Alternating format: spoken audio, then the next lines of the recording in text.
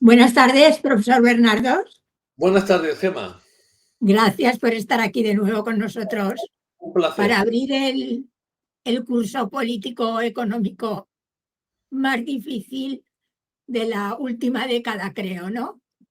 Yo te diría que no, ¿eh? Yo creo que los más difíciles fueron los que hubo entre 2008 y 2013. El país estaba en barrena.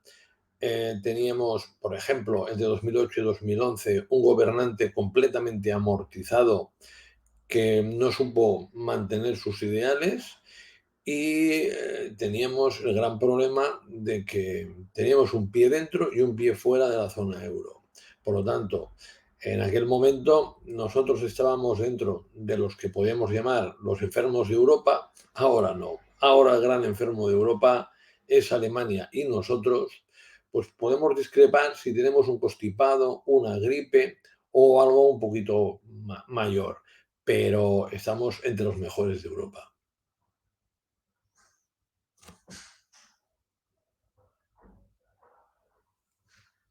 Perdón, que hemos crecido a pesar de los pesares. Bueno, en este momento llevamos un crecimiento en el segundo trimestre del 1,5% del PIB y que es un crecimiento que está muy bien, pero no solo en volumen, sino también por los impulsores de ese crecimiento. En primer lugar, estaríamos hablando de que el año, si no hay una grandísima sorpresa, lo vamos a acabar con un crecimiento de alrededor del 4,4%. Tal y como está siendo para la mayor parte de los países de Europa, pues estaríamos en un notable alto. En segundo lugar, nadie puede decir que va a ser un crecimiento impulsado por el gasto público, porque en este segundo trimestre, con 1,5% de crecimiento económico, el gasto público ha disminuido en un 1,3%. Y en tercer lugar, indicarte de que todo esto, a pesar de que los fondos europeos no se están invirtiendo al ritmo previsto, aspecto que era bastante fácil de observar, dada la grandísima lentitud de ejecución de la administración pública. Bruselas realmente se queda sorprendido. Dice, oye, el gobierno de España hace los deberes muy rápido para pedir los fondos y nosotros se lo damos y en petición está entre los primeros países de Europa, en algunas cosas el primero, y en cambio a la hora de invertirlos está entre los últimos. ¿Qué pasa aquí? Pues Gemma, pasa que uno de los problemas del país, y que no es menor, es esa extrema lentitud de la administración pública, basada no en sus profesionales, sino basada en que todo está destinado a buscar al ladrón. Claro, esto significa de que la administración pública te pone toda una serie de garantías a los ejecutores de los fondos, que esas garantías, para cumplirlas, hay que hacer los pasos muy poco a poco y que suponen un retraso muy importante. ¿Y en qué vamos tan lentos? ¿No? Es simplemente toda la burocracia que tienes que hacer. Mira, de vez en cuando te aparece alguien que hace trampas, que se lleva dinero público, pero yo te diría que eso es la gran excepción a la regla. Y no solo aparece en España, sino aparece en todos los países. Pues alguien del gobierno, de la comunidad autónoma o del municipio correspondiente, lo que se le ocurre es poner un trámite más y una cortapisa más para que no lo tenga fácil. Yo te diría de que la gente que trabaja en la administración pública, pues me parecen la inmensa mayoría intachables y que habría que tener un poquito más de confianza porque de todas maneras vamos a tener personas que no hagan las cosas bien, pero sobre todo esa lentitud extrema que se convierta en rapidez. Y te pongo un ejemplo. Nadie puede dudar de la grandísima eficacia de la hacienda pública. Es una barpasada lo eficaz que es la agencia tributaria, incluso demasiado. Pero claro, aquí no está gastando dinero, lo está recaudando. Cuando se trata de gastar dinero, hay que coger y hay que cumplimentar 25.000 trámites, algunos de ellos bastantes completamente inútiles y que reducen notoriamente la eficacia y eficiencia de la administración. Nos van a tirar huevos con estos mensajes, profesor. No, no, no, es que, Gemma, no son mensajes contra los funcionarios ni contra los empleados públicos, que gozan de todo mi respeto y admiración, entre otras cosas, son colegas. Ellos son las principales víctimas. Y realmente la inmensa mayoría se lleva las manos a la cabeza de lo que están haciendo los políticos, los generadores de esta barbaridad de burocracia que, que sí, que puede generar algunos puestos de trabajo adicionales, pero que sobre todo desluce el tremendo esfuerzo que hace la inmensa mayoría de la gente. El que se crea que en España hay el típico funcionario con los manguitos, le diría que esto ha pasado a la historia.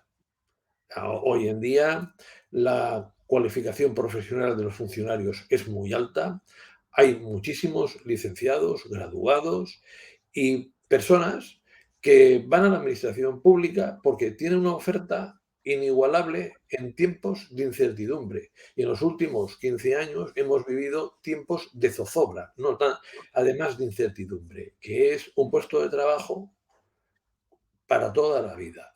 Además, como los salarios en los últimos años han bajado significativamente, ahora la administración pública es un magnífico pagador y en promedio, ya sea por los puestos más cualificados que ofrece, ya sea porque el sector privado ha bajado lo que paga, pues los salarios públicos son superiores a los privados. Pero en fin, que bueno, que tienen tanto miedo a la corrupción que es casi imposible invertir los fondos públicos, ¿no? Mira, yo hay una anécdota que me gusta contar porque yo tengo relación con alguna persona que ha sido eurodiputada, más de uno, pero me gusta mucho la anécdota que me contó. El- Varios eurodiputados cogieron, pidieron entrevista al comisario de Economía y le dijeron que, oye, que no hay derecho, que nosotros recibimos menos fondos de los que nos merecemos. Y lo que sucedió es que el comisario de Economía les atendió y les dijo, mira, esto yo creo que lo podemos debatir y posiblemente podáis tener razón. Pero, ¿qué os parece si primero os gastáis los fondos que nosotros os damos y luego hablamos de si necesitáis o os merecéis más? Porque claro, pedir más fondos si sois el país que se los gasta en los últimos 2 años, el que más gasta en los últimos 2 años de los fondos regulares, es decir, de los que es el presupuesto comunitario, que si son 7 años, normalmente es España. Y también el que más pierde, tampoco es que haya perdido muchísimo, pero que el que más pierde es España. Claro, ¿a qué se debe esto? Pues lo sabemos, es la lentitud de la administración pública. Y aquí, gobernante tras gobernante, hay dos temas que son candentes. El primero, que es la administración pública, que nunca hay que reformarla. No para coger y decir que los funcionarios no tienen que tener un empleo para toda la vida. No para coger y decir que, mira, oye, ahora tiene que haber mucha más retribución variable. No, no, Gemma. Simplemente para hacer la vida más sencilla al empleado público y al funcionario, para que realmente haga más trabajo productivo y menos burocrático, y que por lo tanto todo su conocimiento, toda su experiencia se pueda aprovechar mucho más. Y con el número actual podamos llegar a bastante más situaciones, es decir, a bastante más lugares donde se pueda invertir, donde se puedan mejorar las cosas, donde la gestión pública sea mejor, con una finalidad clarísima, es que la administración pública tiene que estar al servicio del ciudadano, le tiene que facilitar las cosas, no dificultarlas tremendamente como sucede en estos momentos. Y repito, no me estoy metiendo con el funcionario, me estoy poniendo con el político que cuando sale un caso de corrupción siempre intenta hacer lo mismo.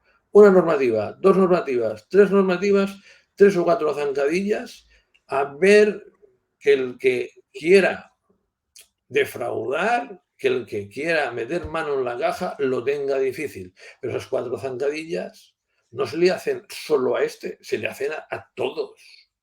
Entonces, evidentemente. es como si hay un ladrón en un pueblo y detienes a todo el pueblo. Has detenido al ladrón. Pero claro, no tiene ninguna razón. Ahora hablaremos de todo esto, profesor Bernardos, nos centraremos en España, no solamente con este tema, sino también con el de los impuestos. Hablaremos también de Cataluña y tal. Pero antes, déjeme un poco contextualizar. El Deutsche Bank habló ayer de recesión profunda y larga. Las bolsas hoy, asustadas, todas las europeas, se han desplomado, han cotizado en negativo. Y Putin anda con una estrategia de meternos el miedo en el cuerpo, que ya nos lo ha metido no solo a nosotros, sino también a los propios rusos. ¿Cómo analiza esta situación? Pues yo te diría que el Deutsche Bank tiene razón en relación a Alemania. Alemania ha hecho un modelo económico que está basado en los intereses de la industria, única y exclusivamente.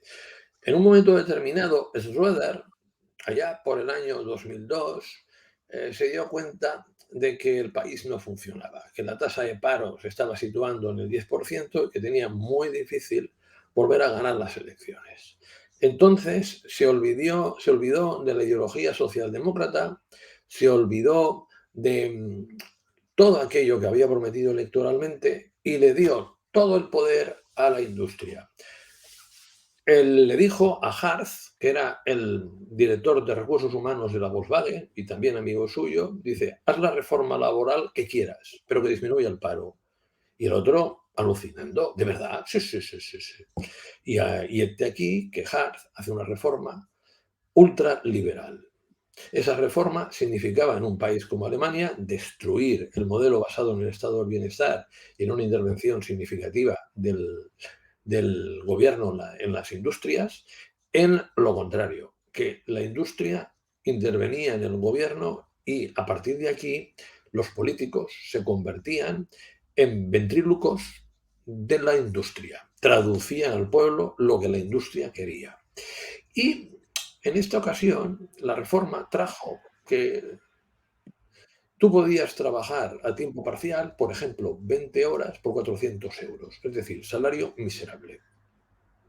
Bien,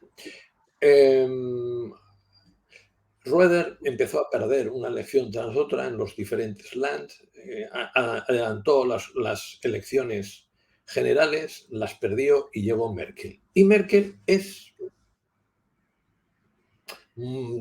una imagen de una señora que parece que tiene sentido común, que es racional, etcétera, etcétera, y todo eso es mentira, mentira. Merkel se pone en manos de la industria, aún más de que lo estaba de Schröder, y la industria le dice, mira, Ángela, lo que hemos de hacer es lo siguiente. El mundo occidental está en declive total. Nos hemos de ir al este. La primera parada es Europa del Este, que ya había entrado en la zona, en la Unión Europea, que Schröder había movilizado todo lo posible para que entraran rápidamente. La segunda parada Rusia y la tercera parada China. Y nos vamos a ir hacia allá. Y nosotros, Alemania, nos vamos a basar en la exportación de manufacturas. Es decir, la clave es, nosotros exportamos manufacturas y somos muy competitivos por 2 razones. Una, porque bajamos el coste de la mano de obra. El coste de la mano de obra se bajaba más en empresas pequeñitas que en empresas grandes, indiscutiblemente. 2, porque vamos a importar materias primas muy baratas y especialmente una que la necesitamos muchísimo para nuestros procesos productivos. Esa era el gas. Y el gran productor de materias primas era Rusia. Y Alemania se hace un socio de Rusia, pero no cualquiera, sino un socio privilegiado, porque Putin es alguien de fiar. Alguna vez hace travesuras, pero en el fondo es de fiar. A partir de aquí ya tenemos un modelo de capitalismo que está basado en las exportaciones y que le va muy bien a la industria, aunque no le va tan bien al país, por la sencilla razón de que hay mucha gente humilde que las está pasando bastante magras por esos trabajos a tiempo parcial mal pagados. Para que todo el mundo que nos ve se dé cuenta, hay que tener en cuenta que un jubilado español cobran por medio más que un jubilado alemán y los salarios en Alemania eran bastante mayores y siguen siendo bastante mayores que en España. Esto, Merkel está tan satisfecha que dice, bueno, esto ahora que hay crisis, lo he de exportar a otros países de Europa. Hace la barbaridad de poner en la Constitución que el déficit público debe ser cero todos los años como mínimo, y ya verás cómo este año lo incumplen de largo, y hace que todos los demás países den privilegio el retorno de la deuda pública que a cualquier otro tema. Y en 2010 impone la austeridad. Claro, la austeridad significaba darle otra vuelta más a las familias humildes. Si cobraban poco, que ahora cobraran menos. Y, por ejemplo, en España, poner en marcha los salarios de miseria de Mariano Rajoy, que generó un nuevo tipo de pobre, alguien que trabaja a tiempo completo, muchas horas, pero que no llega a final de mes. Todo esto marchaba para Alemania, sobre todo macroeconómicamente, bastante bien. Generaba el mayor exportador del mundo, pero este aquí que llega la guerra de Rusia a Ucrania.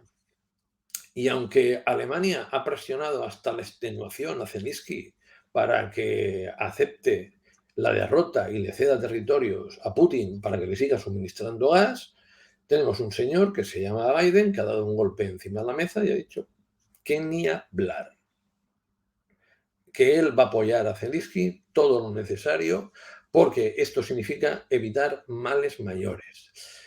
Claro, Scholz en este momento está que no sabe lo que hacer.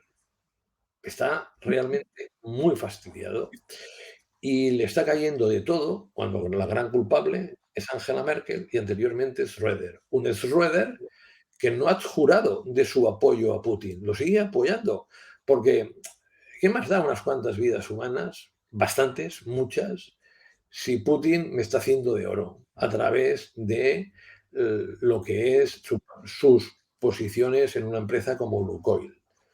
Y dirás, oye, ¿y ahora cómo recompone su capitalismo, su modelo Alemania? Pues lo tiene muy difícil, ¿eh? Porque la globalización comercial dala por acabada. Alemania es el gran beneficiado de la globalización comercial junto con China. El suministro barato de materias primas, dalo por acabado. No tiene plantas regasificadoras.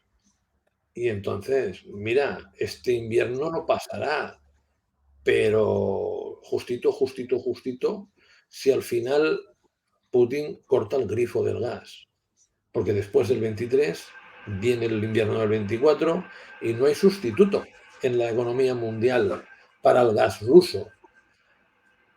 Claro, Sin, em- los sin tiempos... embargo, sí, sin embargo, profesor, es un país, hablo de Alemania, que sigue marcando las pautas en estos momentos. Bastante menos de las que las marcaba. Por razones que yo no termino de entender, el resto de líderes políticos le hacían caso a Merkel, pero un caso impresionante.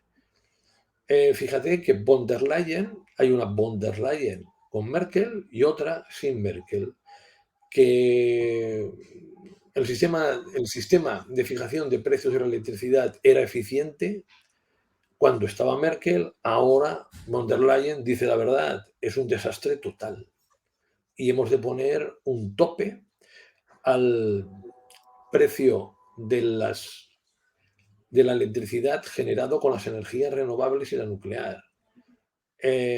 Ahora dice que hay que poner impuestos a las grandes fortunas para financiar una reconstrucción más justa de Europa.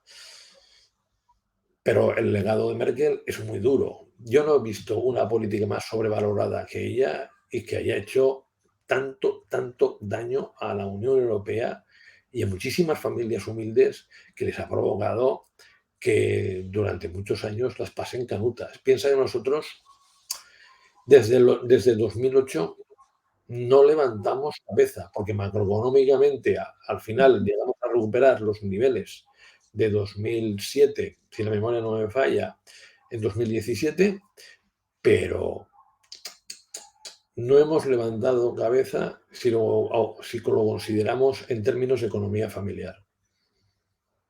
A ver, Macron hoy a mediodía decía, y eso que nos topamos con el chauvinismo francés, pero bueno, decía, señores, que hay que poner un tope al precio de la energía, que a los españoles y a los portugueses les ha ido muy bien. Eso es un mensaje también para otros países europeos, ¿no? Mira, si en España tuviéramos una visión relativamente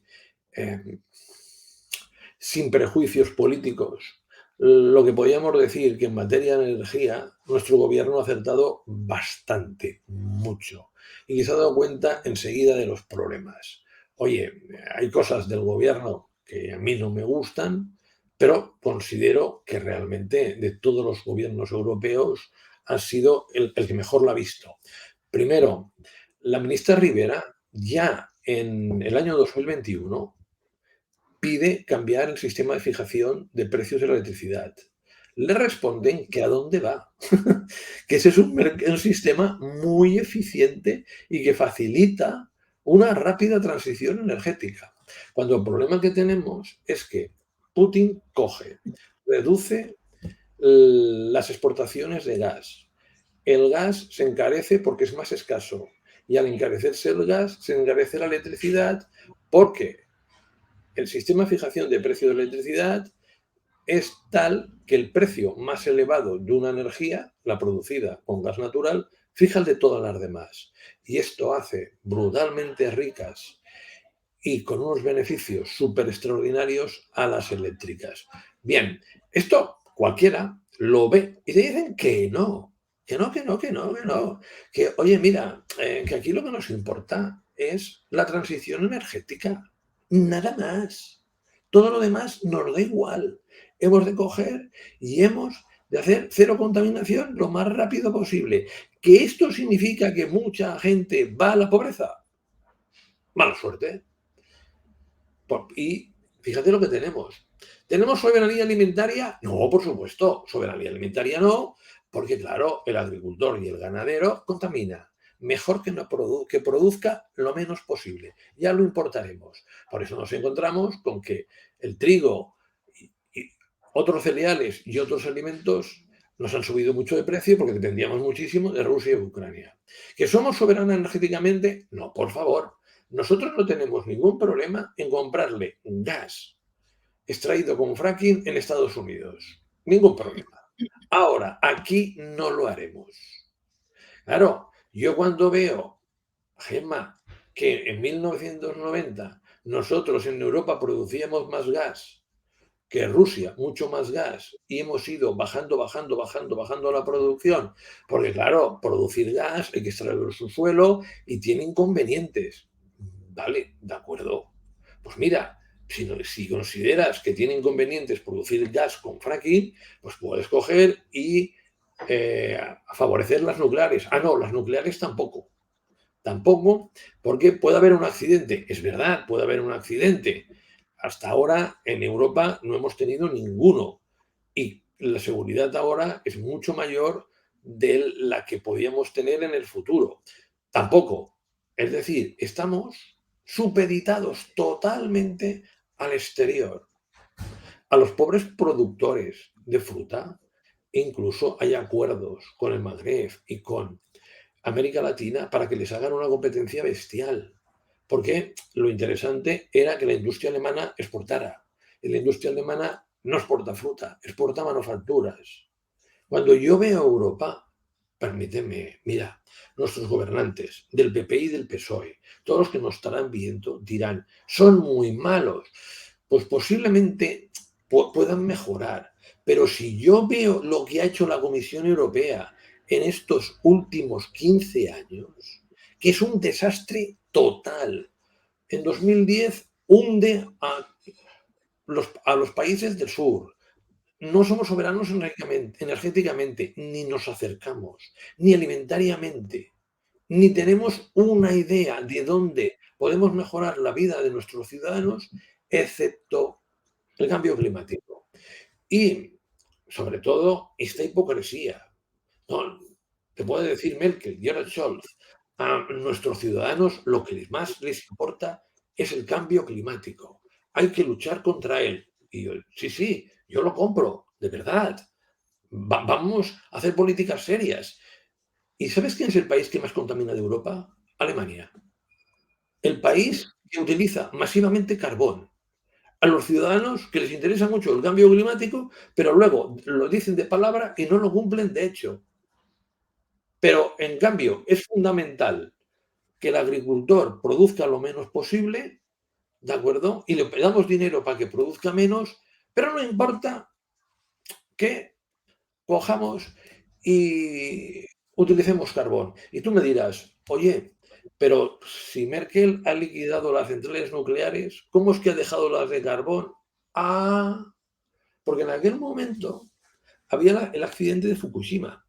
Y en consecuencia, lo que hizo, dice, oye, yo no le voy a dar una baza aquí a los verdes. No, no, no, no, me están presionando con esto y les voy a coger y perjudicar electoralmente porque es un partido que va creciendo. Venga, fuera, todas las nucleares, aire. ¿Y qué hace? Pues si antes a Putin le daba 2 abrazos, ahora le doy 5. Ya está. Al final, oportunismo político. Se está colando la extrema derecha por Italia. ¿Qué le parece?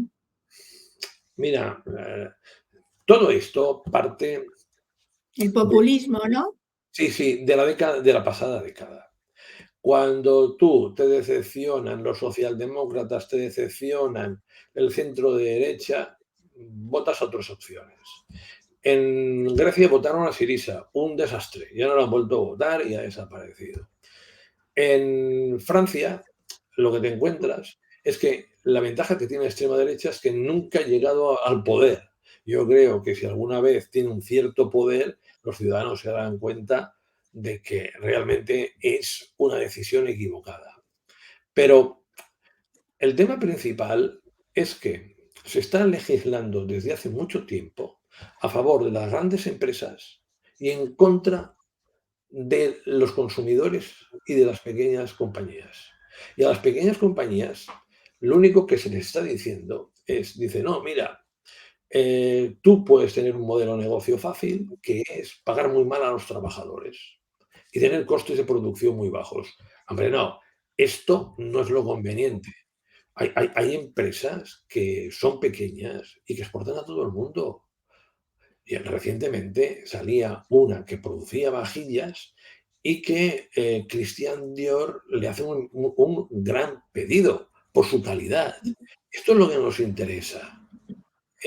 Pero no explotar al trabajador y pagarle lo menos posible porque no sé hacer cosas diferentes en las que pueda hacer mis compañías rivales.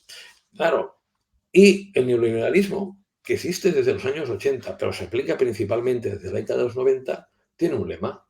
Vamos a empobrecer más al pobre para enriquecer más al rico.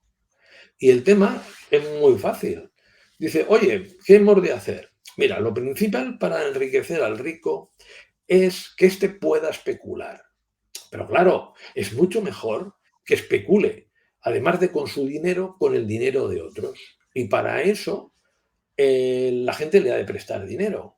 Y para que le preste dinero y pueda tener gran éxito en la especulación, eso tiene que ser a tipo de interés muy bajo. Oye, pues venga, nos ponemos a ello. Para que el tipo de interés sea muy bajo, ¿qué tiene que suceder? Pues que la inflación sea muy reducida. Y para la inflación que sea muy reducida, ¿qué podemos hacer? Mira, 2 medidas que van a ir muy bien para que las empresas se forren más, las grandes. La primera medida, vamos a cambiar todas las normas laborales y vamos a hacer que los sindicatos tengan mucho menos poder de presión y que tengan mucho más poder de presión y de ejecución, porque las normas les favorecen, las empresas. Esto, por ejemplo, sería la reforma laboral de Mariano Rajoy de 2012. Vale, hecho. Segundo, oye, lo que vamos a hacer es que ahora, para que la inflación siga aún siendo mucho más baja, en lugar de producir en nuestro país, vamos a producir desde otros países. Y vamos a dejar que las compañías, las multinacionales, cojan y cierren fábricas en el primer mundo y las abran en China, Taiwán, Corea del Sur, etcétera, etcétera. Oye, qué bien. Y los gobernantes, nada, los gobernantes no entienden nada, no ven nada, están al servicio de las empresas. Unos lo están conscientemente, otros porque no se han enterado. A partir de aquí, claro, tú tienes, por ejemplo, ahora no tenemos microchips. ¿Sabes por qué no tenemos microchips? Pues los han dejado marchar, les han puesto puente de plata. En 1990, Europa producía el 44% de los microchips del mundo. En 2020, solo el 9%. Ah, en esta situación vemos un mundo que a mí no me gusta nada. Vemos un mundo en que muchísimos jóvenes están muy preocupados porque van a vivir peor que sus padres. No, no, no, no, no. No, no es las leyes económicas, es el neoliberalismo. Y es esa ideología nefasta que empobrece a muchos y enriquece a unos pocos. Esto es perfectamente sustituible. Y estamos en un momento que el neoliberalismo ha fracasado tanto, ha generado masivamente tanta pobreza en las clases populares que aquí va a haber cambios importantes. Ahora bien, lo que sí te puedo decir, Gemma, es que la derecha, que es la creadora del neoliberalismo, tiene una ventaja, y una ventaja grandísima sobre la izquierda. Comunica mejor. Yo no he visto en toda mi vida, y comparo con otros gobiernos de otros países, un partido que comunique peor y que tenga un desinterés tan absoluto por la comunicación como el PSOE. Es increíble. Sí, Desinterés. porque al fin y al cabo, todo el tema económico de la pandemia con los ERTES y otros, y las ayudas a los autónomos que no se habían producido nunca, y otras ayudas, pues la verdad es que la sociedad española ha sufrido menos que la sociedad de otros países europeos, ¿no? Bueno, yo no te diría que ha sufrido menos, porque creo que no es así, y te diré por qué. Claro, el, en España el PIB en 2020 bajó más del 11%. Fue el país de la OCDE que más bajó el PIB. Pero sí que podemos decir que bajando el PIB solo el 7,7% entre 2008 y 2013 y bajando más del 11% en 2020, muchísimas personas lo han pasado menos mal. Sufrir se ha sufrido mucho, porque es que muchos ya estaban al límite, pero los ERTES han sido una medicina maravillosa que muchas veces no te ha arreglado la vida, pero que tus dolencias las ha disminuido. Y espero y deseo que estas dolencias, cuando vuelvan a tenerse, esos ERTES vuelvan a actuar.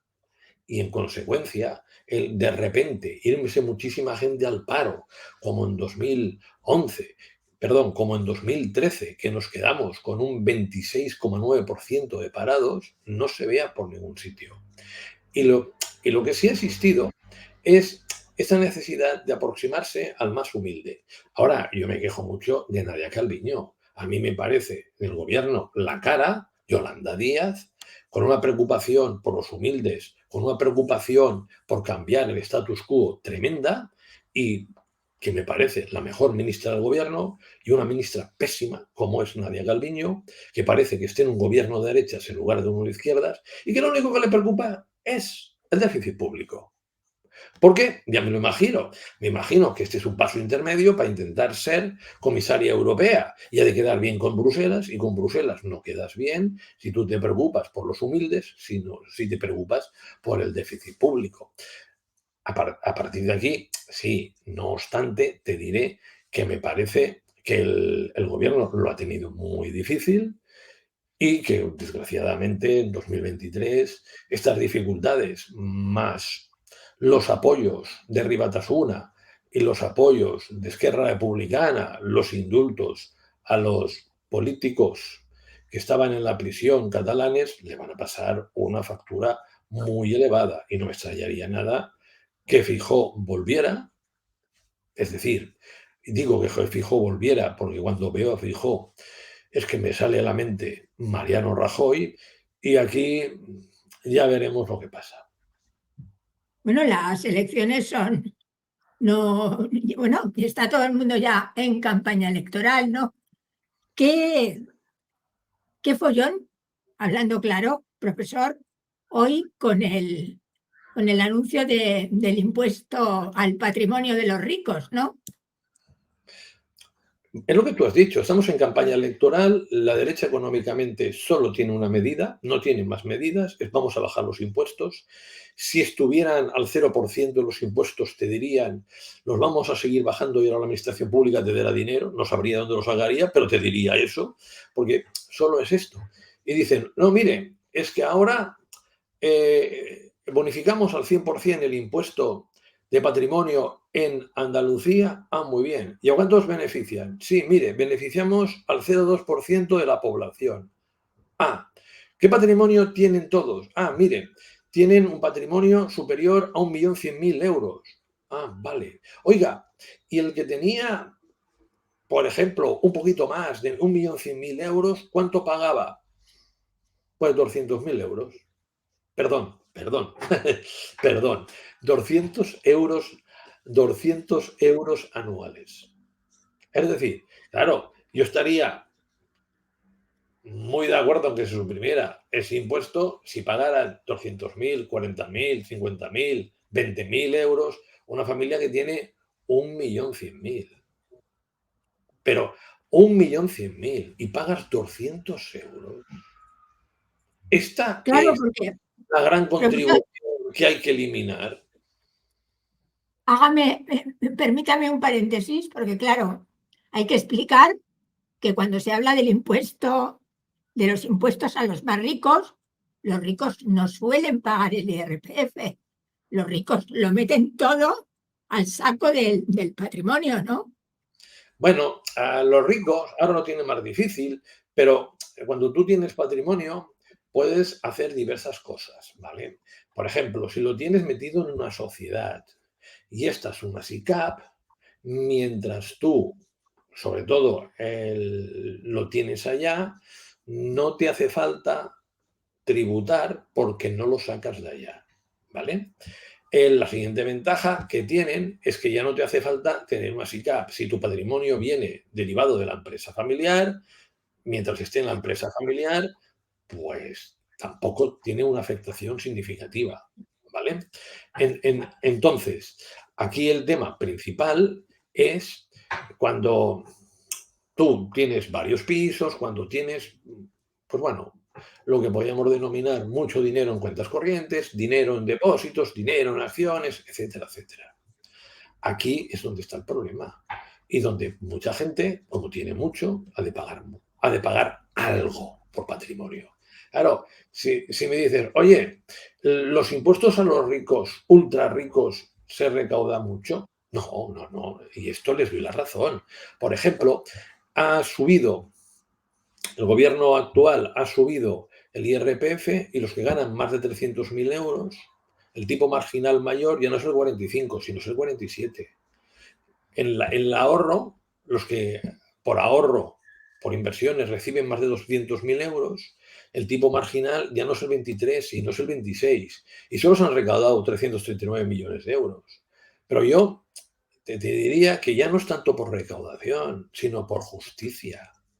¿Cómo puede ser que, según FEDEA, el 20% de las familias más pobres esté pagando más impuestos que el 1% de las familias más ricas? Los ultrarricos, en relación a la renta, pagan el 29,2%, mientras que los pobres, el 20% de los pobres, pagan el 29,7%. Gemma, esto no lo podemos consentir. No, no, Dice, claro, es que además somos todos pobres porque ellos son un 1% de la población. sí, pero esto es una casualidad. No, no es una, no es una casualidad. Esto se va buscando. ¿Y quién es el que lo va buscando? Es el modelo neoliberal. Otra vez, sí, sí. ¿Qué hace el modelo neoliberal? Bajamos los impuestos directos y cada vez los impuestos directos son más bajos, es más bajo el impuesto de sociedades, es más bajo lo que pagan los ricos en el IRPF. Por ejemplo, en un partido de centro derecha, como la UCD, con la primera reforma tributaria, el tipo marginal más alto era el 65,5%, ahora es el 47%, ¿vale? Y en cambio subimos el IVA. Claro, el IVA lo pagan la gente, aunque no gane nada. Entonces, por qué los pobres, el 20% con menos ingresos, pagan más en relación a la renta que los muy ricos? Porque el IVA les representa el 16,2% de todo lo que pagan, mientras que a los muy ricos solo representan el 2,6%. ¿Y qué ha pasado con el IVA en los últimos tiempos? En los últimos 30 años. Subiendo, subiendo, subiendo, subiendo. Y eso que en España, Gemma, hay que decirlo todo, ¿eh? Somos posiblemente el país que el tipo efectivo del IVA es el menor, porque tenemos muchos bienes en el tipo reducido, 10%, y superreducido, 4%. El tipo efectivo está en el 15,3%.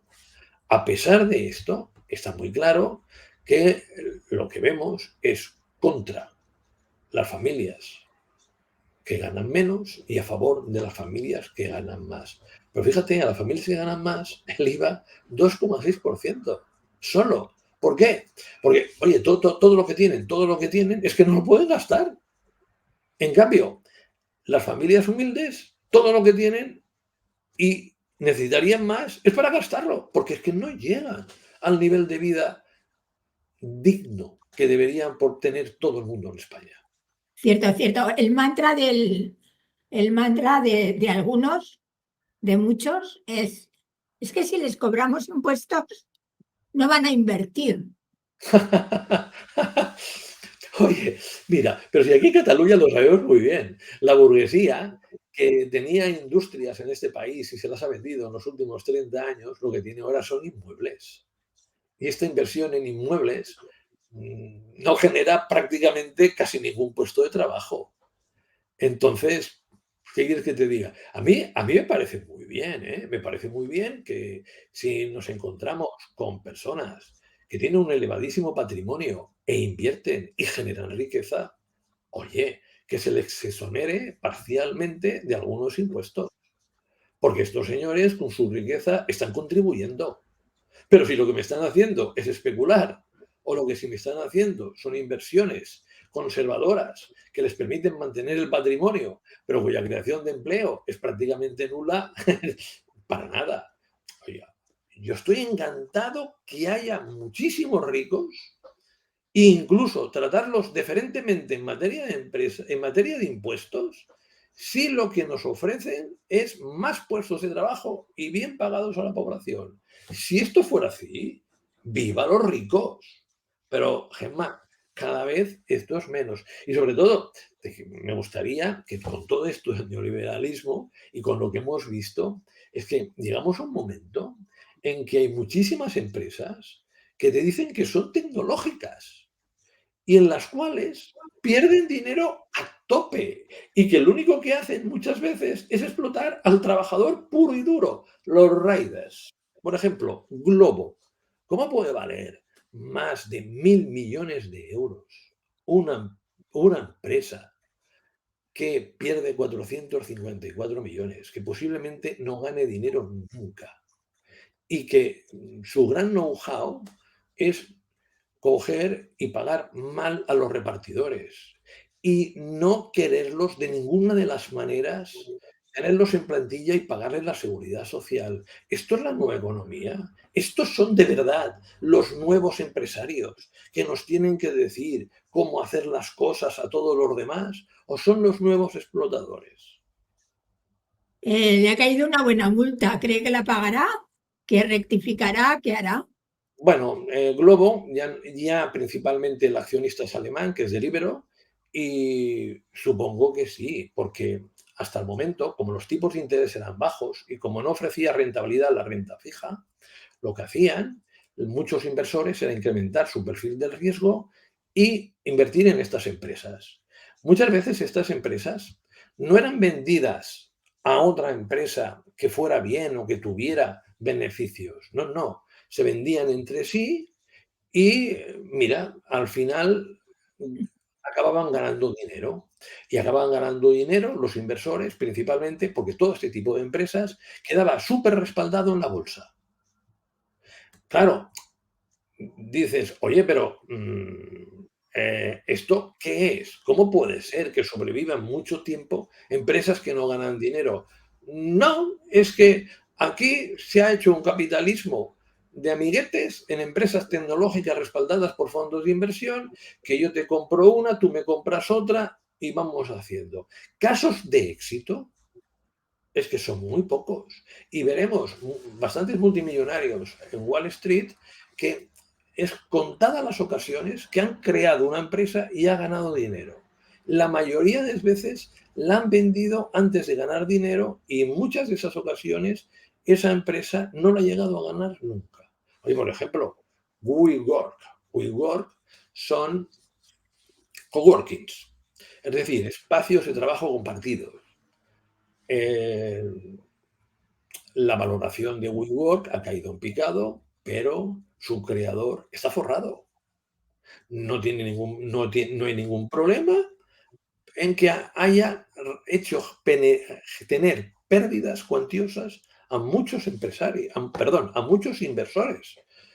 A mí este tipo de capitalismo, esta manera de hacer las cosas, no me gusta. A mí me gusta esa empresa pequeña que innova, que mejora, que el empresario se juega su dinero, genera puestos de trabajo y que su ilusión es legarla a sus hijos. Y su principal misión es la perdurabilidad de la empresa. Yo esto del pelotazo estoy totalmente en contra. Generadores de trabajo, puestos de trabajo precarios, pero ellos se basan en que crean muchos puestos de trabajo. Sí, pero mira, a mí un puesto de trabajo que no le sirva a alguien para llegar a final de mes, no me vale.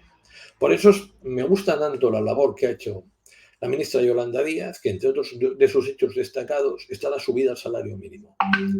El salario mínimo, que hay otra vez muchos políticos de derechas que querrían eliminarlo, asegura que al que trabaja 40 horas vive como mínimo dignamente. Y hemos de conseguir que el salario mínimo sea el 60% del salario medio, tal y como recomienda la Carta Social Europea, para reducir la desigualdad en la distribución de la renta. ¿Qué dices? Oye, pero es que igual habría mucho más gente trabajando si en lugar de cobrar, por ejemplo, 1.100 euros, cobrara 550. Pues no me interesa, porque esos que estuvieran trabajando cobrando 550 euros no podrían vivir dignamente. Vamos, imposible. Los puestos de trabajo son útiles si te permiten vivir dignamente. Si no te permiten vivir dignamente, eso no es un puesto de trabajo, es una nueva manera de explotar laboralmente a las personas. ¿Cómo considera Yolanda Díaz? Hay que reconocer que ha marcado un antes y un después en la relación entre gobiernos, sindicatos y patronal. ¿Cómo explica esta nueva relación? Bien, Yolanda Díaz está muy acostumbrada a negociar y es una persona que no coge y delega la negociación en su segundo, en su tercero. Está ahí al frente, dice que hasta que no llega a un acuerdo no se levanta, viene de los sindicatos, su padre era un sindicalista muy famoso en Galicia, y esto ha traído una nueva cultura. Y esa nueva cultura, indiscutiblemente, me parece que ha sido positiva. se ha encontrado con un Garamendi, es una persona que es muy lista. Yo creo que no le han valorado suficientemente en la patronal en el inicio, y me parece que ahora le están valorando más, y durante los primeros años de esta legislatura, lo que Garamendi ha venido es a combatir el temporal. Está un gobierno de izquierdas, teóricamente el gobierno más de izquierdas que hemos tenido en España. Las medidas que pueden ir a la COE son medidas que no le van a favorecer, sino le van a perjudicar. Garamendi es muy consciente de esto y tapa todo lo que puede, los agujeros que le están saliendo y sobre todo se ponen muchos paraguas para que a la COE no le lluevan la cabeza las nuevas normas del gobierno de izquierdas. Y son normas positivas para los trabajadores, pero consigue Garamendi que no sean negativas o como mínimo no muy negativas para las empresas. Pero ahora Garamendi no te pactará lo que pactaba hace un año y medio. ¿Por qué? Porque la legislatura prácticamente está acabada.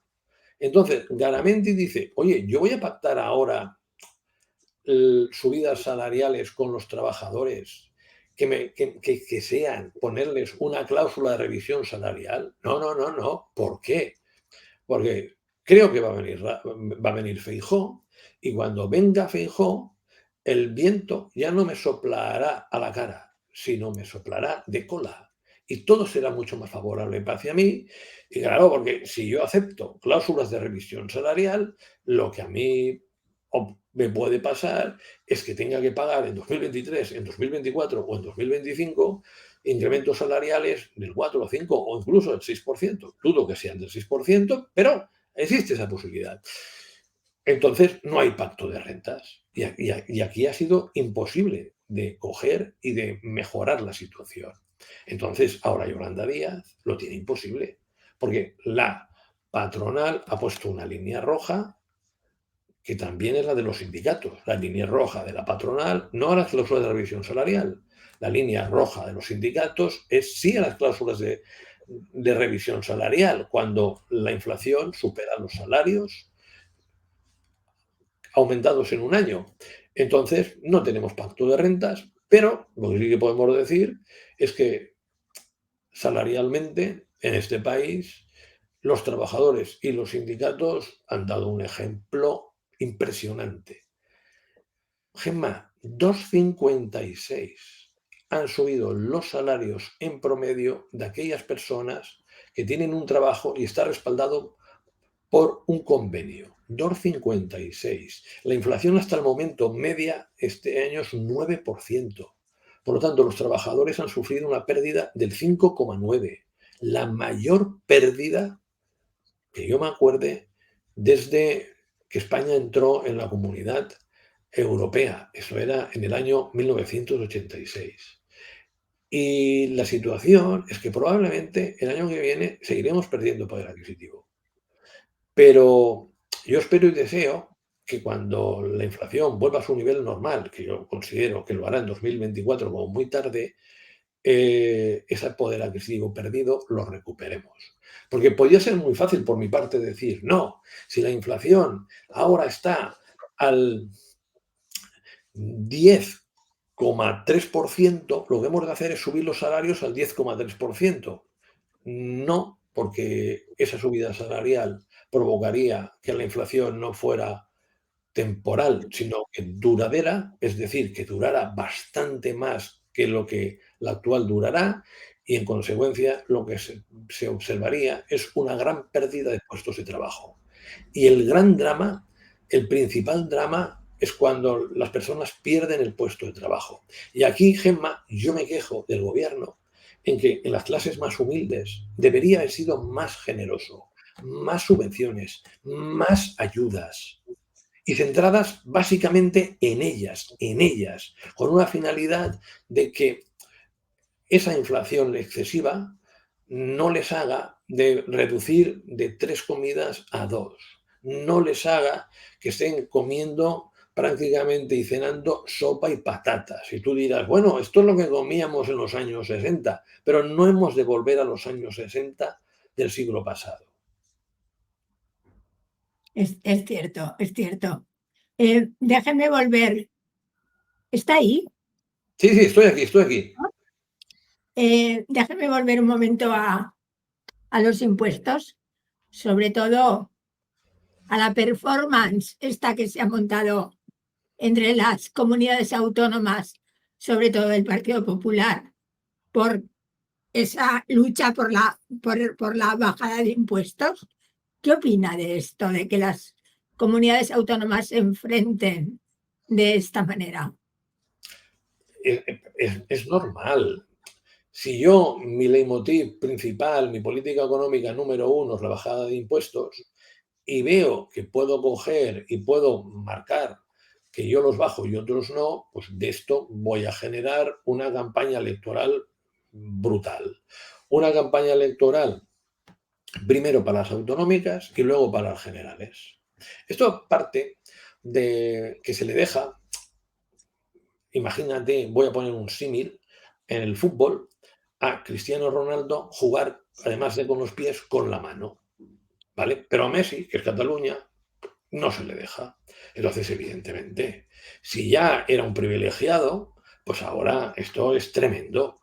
El, la, la, el número de fortunas que van a acudir a Madrid. Ya vivían muchas fortunas en Madrid, pero ahora van a acudir bastantes más. Y está muy claro, cuando tú pagas impuesto de patrimonio cero, cuando lo que pagas de impuestos de sociedades es una miseria, perdón, de sucesiones es una miseria, pues lo que te encuentras es que de los 724 ultra ricos en España, 500 están focalizados en Madrid.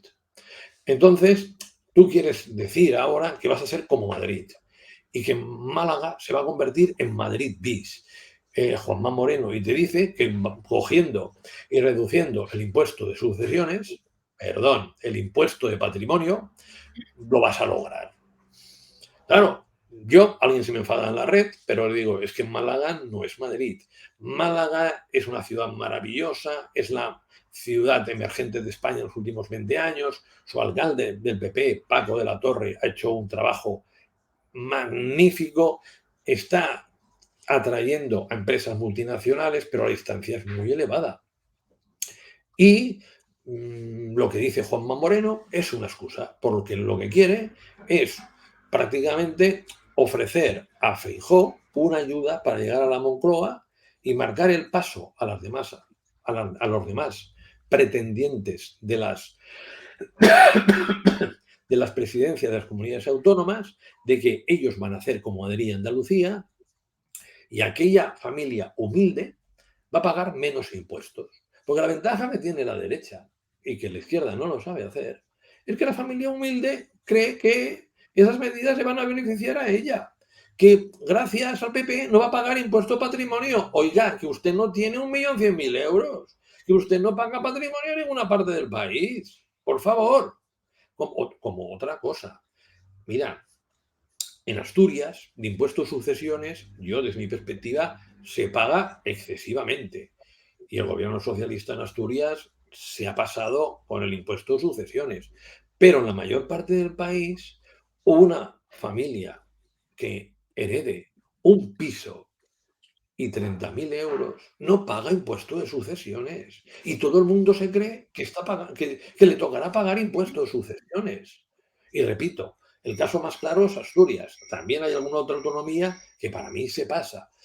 Pero que el impuesto de sucesiones y el impuesto de patrimonio lo deberían pagar solo los ricos. Los ricos.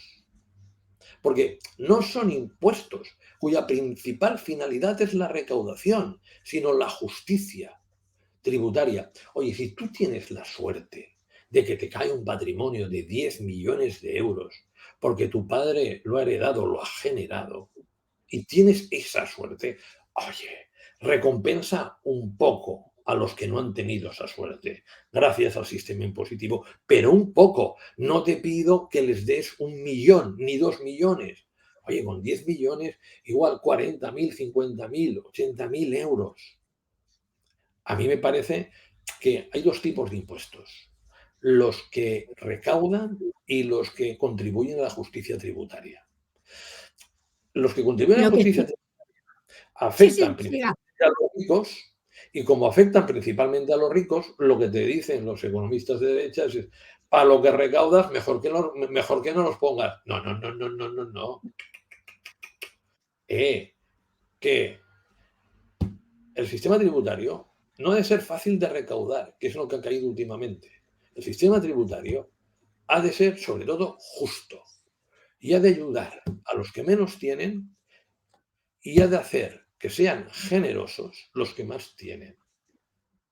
Lo que sí afecta a los que menos tienen y a los que no tienen patrimonio y a los que no tendrían nunca, porque no tienen patrimonio, que pagar impuestos sobre el patrimonio, que tanto dolor de cabeza nos está dando estos días, es la pérdida de servicios que lleva consigo la reducción de estos impuestos, ¿no?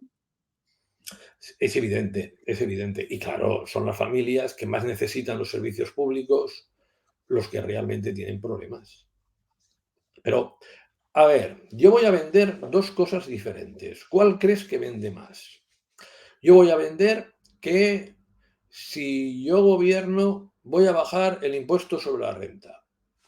Inmediatamente, Gemma, lo tengo claro, sea pobre, clase media o rico.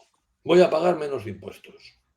Y yo, esto es lo que vende la derecha, yo económicamente voy a vender que gracias a mí disminuirán las listas de espera en sanidad y tengas la enfermedad que tengas, no te va a costar nada y tendrás un equipo médico que estará entre los mejores del mundo. Claro, esto es muy importante para el que está enfermo, pero afortunadamente el número que está enfermo en España es poco. Y la mayoría no pensamos que podemos estar enfermos. Por lo tanto, ¿cuál de los dos argumentos es el más bueno? ¿Cuál de los dos es el que te genera más votos? El de la derecha. Votos incluso el de las familias más humildes. Porque con el actual programa de la derecha, si las familias humildes no le votaran, no gobernaría. Entonces, ante esta situación, pues la derecha insiste, insiste, insiste, insiste en vamos a bajar impuestos para beneficiar a los ricos y implícitamente perjudicaremos a los pobres porque le daremos menos servicios, pero estos no se van a enterar. Tengo que hablar con usted, primero porque es un gran entendido y segundo porque toca del mercado inmobiliario, que está imposible, que el alquiler está fatal, que la compra es casi imposible porque los bancos piden unos requisitos que no se pueden cumplir y que las inversiones en vivienda las están haciendo, como siempre, grandes grupos de inversión que se están haciendo con un buen parque para dedicarlo al alquiler, ¿no? Yo te diría que lo último que no, ¿eh? No llega ni al 3% del parque de vivienda alquiler que está en manos de fondos de inversión. Y te aseguro que estos fondos de inversión van a desaparecer muy pronto. El comprar para alquilar, buy to rent, va a desaparecer porque va a desaparecer tanto como se está haciendo en este momento, no de la noche a la mañana, sino más que nada una reducción, porque si los tipos de interés suben, la renta fija será atractiva y el mercado inmobiliario será menos atractivo. Luego, es que aquí, Gemma, el gobierno, no solo el nacional, sino los autonómicos, les encanta hacer populismo inmobiliario. Mira, ellos quieren hacer vivienda de alquiler, los políticos rotundamente no. Yo lo puedo decir 300.000 veces, pero no les da la gana. En España, en el último año, 2021, se han hecho 110.000 viviendas nuevas y 5.000 aproximadamente son viviendas de protección oficial de alquiler. Ya me dirás si esto sirve para solucionar el problema de la escasez de vivienda de alquiler. Y te dicen, no, mira, no lo vamos a decir públicamente, pero no las queremos hacer porque es un marrón gestionar estas viviendas, porque desgraciadamente hay una parte de los inquilinos que no paga y que el político no los quiere desahuciar. no lo paga y no necesariamente porque no pueda, ¿eh? Cuidado con ello. Y el político no los quiere desahuciar porque le puedes representar un problema a su carrera política, y la segunda porque ni mucho menos todas, pero hay una buena parte del parque que a los 5 años hay que renovarla. Entonces, estos problemas dicen, nosotros no queremos hacer vivienda de protección oficial de alquiler. Entonces, vamos a hacer que la protección oficial la hagan los propietarios. Y aquí los propietarios, ¿qué te dicen? Hombre, si a mí me obligas, por ejemplo en Cataluña, a coger y a ofrecer un alquiler muy bajo a personas que no tienen recursos, porque tú no tienes una alternativa habitacional, pues yo es que no me interesa invertir en vivienda de alquiler. Si no invierto en vivienda de alquiler, los, el sector público, si el sector privado cada vez invierte menos, el número de viviendas de alquiler es más pequeño. Y si la demanda es igual o superior, los precios del alquiler suben muchísimo. Vale, ¿tienen intención de solucionar esto? No, tienen intención de reducir aún más la oferta de alquiler. ¿Por qué? Porque Unidas Podemos considera que le puede proporcionar votos. Me dirás, oye, ¿los topes de alquiler han funcionado en algún sitio? En ninguno. Se han probado en muchos sitios, en casi todo el mundo. Siempre han fracasado. Entonces, ¿por qué se sigue probando? Porque a la gente la música le suena bien y vota el que lo propone, pero al final no le perjudica hoy tanto. Claro, Gemma, tú hoy, por ejemplo, aún puedes alquilar una vivienda, pero si el control de precios continúa durante bastante, hubiera continuado en Cataluña durante bastante A ver, tiempo. ya me lo están poniendo muy difícil, profesor, que Sí, el aumento del alquiler ha sido insufrible últimamente.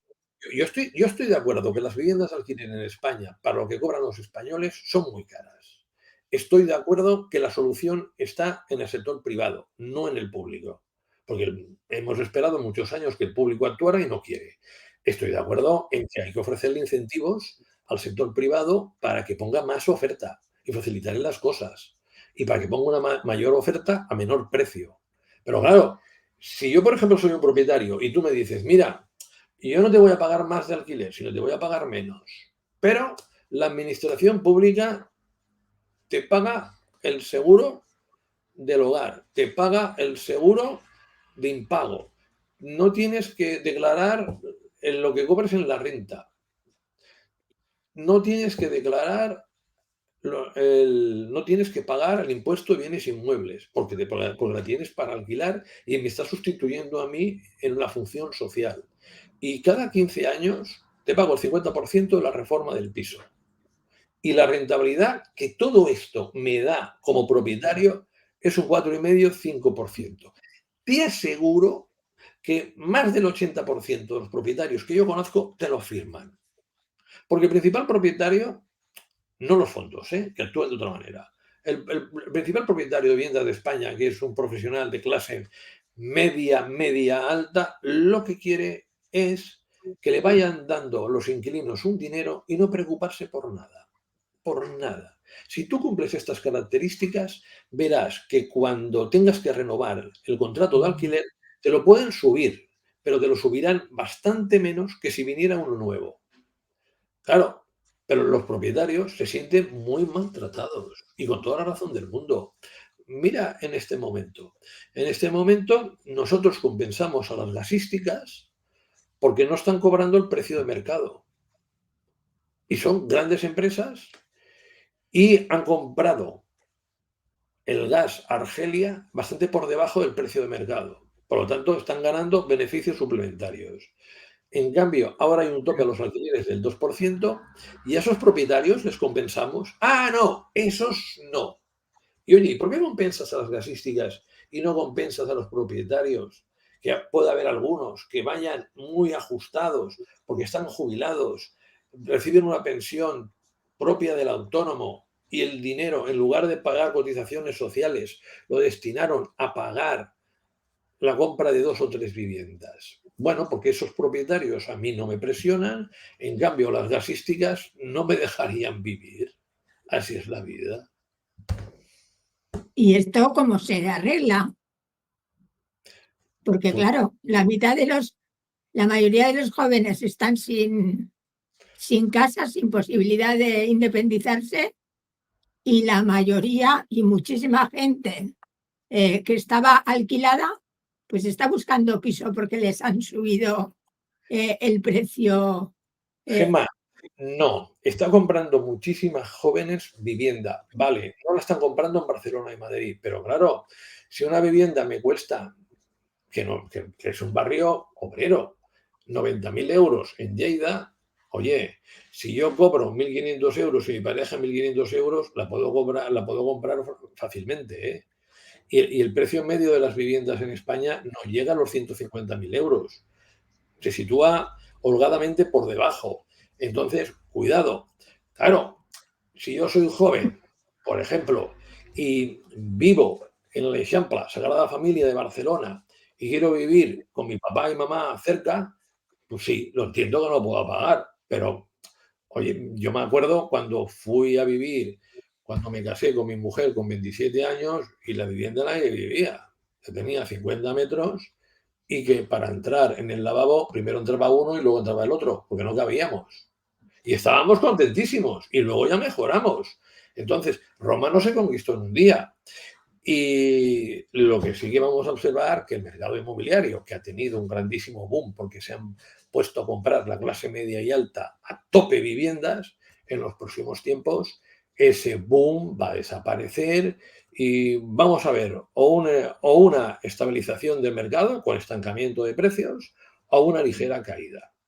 Y también te digo otra cosa, Gemma, si en el futuro, en lugar del neoliberalismo, tenemos otro sistema económico, que yo espero que sea una nueva socialdemocracia y un nuevo keynesianismo, los tipos de interés serán más altos. Y si los tipos de interés serán más altos, las viviendas difícilmente subirán mucho. La vivienda nunca ha sido un gran activo de inversión, nunca, solo para los burgueses, pero para la clase media nunca lo ha sido, hasta que los tipos de interés fueron bajísimos. Entonces, a partir de allí, a muchísima gente le permitía comprar y como le permitía comprar a muchísima gente y a otros invertir, porque la renta fija era un mercado que se volvía mucho menos atractivo, todo esto hizo que aumentara mucho el número de compradores. El número de compradores aumentó en bastantes partes de la historia reciente de España más que la oferta y los precios para arriba. Hasta el 86 era muy barato comprar una vivienda en España y al alcance de muchísima gente. Pero claro, habían de ahorrar previamente porque los tipos de interés estaban por encima del 10%. ¿Cómo te vas a endeudar mucho con unos tipos de interés por encima del 10%? Los tipos bajaron, la vivienda se encareció y claro, se convirtió en más difícil acceder a ella para muchas familias porque ahora entraron fondos de inversión o grandes patrimonios que de otra manera habrían ido a otros sectores que compitieran con la vivienda y el sector que más compite con la vivienda es la renta fija. Si tú tienes, por ejemplo, como sucedía en Estados Unidos, un tipo de interés del 20% en 1981,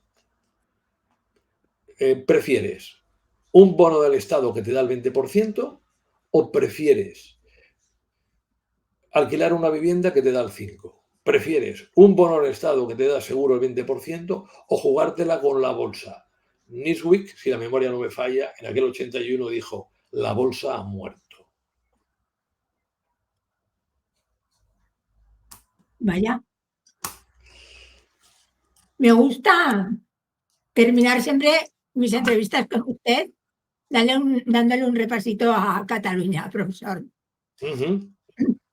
Dígame, ¿qué opina de desavenencia, pelea, roce, no sé cómo llamarlo, entre Junts y Esquerra en estos momentos? No me interesa. Esto me parece el eterno culebrón de una categoría pésima en que lo único que les interesa son los puestos que ocupan. Mira, dicen que Junts per Catalunya se va a marchar del gobierno. Lo dudo muchísimo. ¿Dónde van a ir los que llevan 30 años en coche oficial y que han ido de un puesto a otro de la administración? ¿Qué van a hacer? es que estoy seriamente preocupado por su salud si salen del gobierno. Entonces, no, mira, es que Puigdemont, que ya no puede participar de las ventajas del gobierno, quiere que salgan. Es que Borràs, que tampoco puede participar por sus problemas judiciales, quieren que salgan. Sí, sí. Pero aquí hay mucho que está viviendo de las dávidas de estar en el gobierno. Esto no fue una lucha por conseguir que Cataluña se independizara. Fue una lucha por dominar Cataluña. Oriol Junqueras quería ser el nuevo Pujol, repitiendo prácticamente lo mismo que hacía Pujol, y los convergentes no les gustaba esta situación. Y entonces cogieron y decidieron, si nos saca votos porque dice que es independentista y nosotros no, si resulta que yo voy a cualquier sitio más y me pitan, van contra mí, oye, yo me vuelvo populista y ya no tendré ningún problema. Entonces, lo que pasó, además, Gemma, ya lo sabes tú muy bien, es que Rajoy les puso una alfombra. No lo cortó de ninguna de las maneras, lo tuvieron que cortar esto los jueces y se embalantonaron y en algún momento pudieron pensar que llegarían a ser independientes. Porque la situación de Rajoy es la que estaba acostumbrado a hacer con todo, se escondía debajo de la mesa. A partir de aquí, lo que sucede es que hay una parte de la población que se ha dado cuenta que les han tomado el pelo, otra parte de la población que no, y que están con ellos, porque, mira, es posible que a mí, pues un mecánico, un instalador de aire acondicionado, calefacción, me tome el pelo 25.000 veces, porque no soy demasiado hábil en estas materias. Tampoco me interesan. Pues hay personas que políticamente no son hábiles y les tomarán el pelo muchas veces, pero hay bastantes que ya han aprendido y que cuando les dicen volvemos a conseguir a luchar por la independencia, que esto no va a ir a ningún sitio. Yo lo que creo conveniente en Cataluña es olvidarnos de que fulano es independentista, mengano es constitucionalista, de que nos pongamos a hacer entre todos lo que creo más interesante por la población, que es generar riqueza, que es volver Cataluña al puesto que debería ocupar, hacer de Barcelona la ciudad que fue incluso algo mejor y que, sobre todo, lo que sí que pediría es que el PP y el PSOE cogieran y defendieran la lengua de todos los españoles en Cataluña, que es el castellano, que Sí, esta es una, lengua está dejada de la mano de Dios en la escuela. Es verdad que cada vez se habla más el castellano en Cataluña, entre otras cosas, porque desgraciadamente, porque yo tengo dos idiomas, el castellano y el catalán lo están volviendo con esa intransigencia un idioma escasamente agraciado y popular, y los jóvenes cada vez lo hablan menos. Y es otro error más de los independentistas. Pero a mí lo que haga Junts, lo que haga Esquerra Republicana, ya sé que algo bueno no pueden hacer porque son la generación de que ha hecho política muy fácil. Serem rápidamente independents y votan. Esta generación, todos aquellos que hicieron todas las barbaridades habidas y por haber, el 6, el 7 de septiembre de 2017, el 1 de octubre, todo esto, el 1 de octubre también hay que decirlo, que fue una auténtica vergüenza la actuación de Mariano Rajoy y el pegar a personas bueno, engañados, pero que estaban creyendo que hacían un momento histórico. Se debería haber parado muchísimo antes. Pero en ese septiembre-octubre, en que ya digo, ni mucho menos el único culpable son los independentistas políticos, aunque sí el principal, creo que avergüenza a ellos y avergüenza no a España, a un gobierno del Partido Popular que una vez más demostró Mariano Rajoy que no tenía las características necesarias para ser presidente de gobierno. Hemos tenido malos políticos. Yo considero el peor económicamente a Zapatero, pero políticamente, pero en plan de ver cómo funciona el país y lo que hay que hacer, no hay otro peor que Mariano Rajoy. dígame, ya terminamos. pero empezamos, lo hemos dicho 2 veces a lo largo de la entrevista, la campaña electoral. Usted en 2 ocasiones, no sé si consciente o inconscientemente, me ha comentado que Feijóo podría ser el próximo presidente del gobierno. ¿Lo cree así? Lo doy por hecho. Yo lo doy por hecho. A mí me parece, ya sé que no tenía muchas más alternativas, ¿eh? Pero en Andalucía, en Extremadura, en Castilla-La Mancha, en Aragón, en Castilla y León, en una buena parte de España, el pactar con Herri Batasuna, ahora no es Herri Batasuna, pero en la mayor parte de España lo conocen como Herri Batasuna. Bildu. Sí, sí, es Bildu, pero si tú vas por pueblos, por ciudades de, Mm, de estas comunidades autónomas, lo siguen llamando Herri Batasuna. sí, sí, Y sí. insultar a los independentistas y agachar la cabeza con las soflamas que dicen desde la Generalitat, especialmente con la humillación en la escuela del idioma castellano, tiene un coste importante. Y sobre todo el PSOE paga otro coste muy elevado. Tienen un gobierno que no comunica. Calviño no sabe comunicar, prácticamente se cree que está hablando para economistas, lo lee todo. Montero no es lo suyo, es médico, está en el Ministerio de Hacienda, y Escrivá, en todas las materias que toca, la lía. Escrivá ha hecho la reforma de los autónomos y en lugar de ingresar más, vamos a ingresar menos. La reforma de las pensiones, vamos a ver cómo acaba, porque Gemma, Escrivá, su decisión es la siguiente. A los actuales pensionistas no los toco, entre otras cosas porque es la única oportunidad que el PSOE pueda ganar las elecciones en 2023, que le voten una buena parte de los 10 millones de pensionistas, y los que vamos a tocar próximamente es a la generación del baby boom. Los nacidos entre el 57 y 77, que en los próximos años se jubilarán de forma masiva. Es decir, estamos en la diana de la población afectada si las cosas no cambian.